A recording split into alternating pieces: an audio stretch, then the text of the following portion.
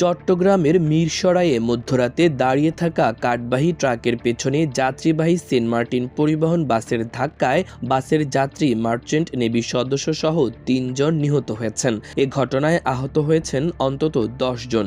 আহতদের উদ্ধার করে মিরসরাই উপজেলা স্বাস্থ্য কমপ্লেক্স ও চট্টগ্রাম মেডিকেল কলেজ হাসপাতালে পাঠিয়েছে জোড়াগঞ্জ হাইওয়ে পুলিশ।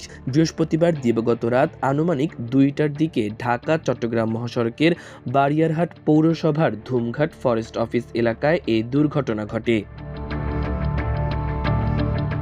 জোড়াগঞ্জ হাইওয়ে থানা পুলিশ ও ফায়ার সার্ভিস সূত্রে জানা গেছে, সেন্ট মার্টিন পরিবহনের একটি ডাবল ডেকার বাস ঢাকা অভিমুখে যাওয়ার সময় নিয়ন্ত্রণ হারিয়ে ফেলে। মহাসড়কের উপর আগে থেকে একটি গাছ বোঝাই ট্রাক বিকল অবস্থায় দাঁড়িয়েছিল।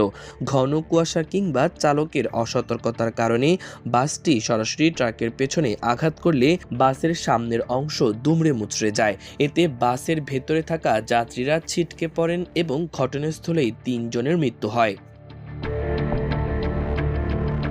নিহতদের মধ্যে একজন মার্চেন্ট নেভির ন্যাশনাল মেরিটাইম ইনস্টিটিউট ১৭তম ব্যাচের ছাত্র নাফিস আহমেদ অয়ন।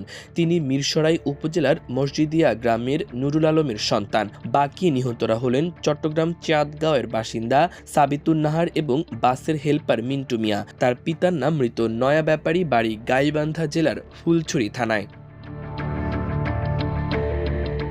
এছাড়া আহতদের উদ্ধার করে দ্রুত মিরসরাই উপজেলা স্বাস্থ্য কমপ্লেক্স ও চট্টগ্রাম মেডিকেল কলেজ হাসপাতালে ভর্তি করা হয়েছে। বাকি হতাহতের পরিচয় এখনও পাওয়া যায়নি। জানা গেছে, মার্চেন্ট নেভির সদস্য নাফিস আহমেদ অয়ন ১০ দিনের ছুটি শেষে মাদারীপুরের কর্মস্থলে ফিরছিলেন। বাসে উঠে ১০ কিলোমিটার না যেতেই মর্মান্তিক দুর্ঘটনায় মারা যান তিনি। বারিয়ারহাট ফায়ার সার্ভিস স্টেশনের স্টেশন কর্মকর্তা জয়নাল আবেদিন তিতাস জানান, খবর পেয়ে ফায়ার সার্ভিসের একটি ইউনিট দ্রুত ঘটনাস্থলে গিয়ে উদ্ধার কাজ চালায় এবং ৩ জনের মরদেহ উদ্ধার করে পুলিশের কাছে হস্তান্তর করা হয়। জোড়াগঞ্জ হাইওয়ে পুলিশের পরিদর্শক মোহাম্মদ জাকারিয়া জানান, নিয়ন্ত্রণ হারিয়ে সেন্ট মার্টিন ট্রাভেলসের একটি স্লিপার বাস দাঁড়িয়ে থাকা ট্রাককে ধাক্কা দেয়। পরে ফায়ার সার্ভিস ও পুলিশ সদস্যরা হতাহতদের উদ্ধার করে মিরসরাই উপজেলা স্বাস্থ্য কমপ্লেক্সে নিয়ে যান। সেখানে কর্তব্যরত চিকিৎসক ৩ জনকে মৃত ঘোষণা করেন।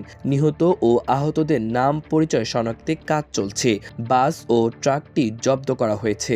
আইনি প্রক্রিয়া শেষে মরদেহগুলো স্বজনদের কাছে হস্তান্তর করা হবে বলে জানিয়েছেন তিনি। মাল্টিমিডিয়া ডেস্ক, আমার দেশ।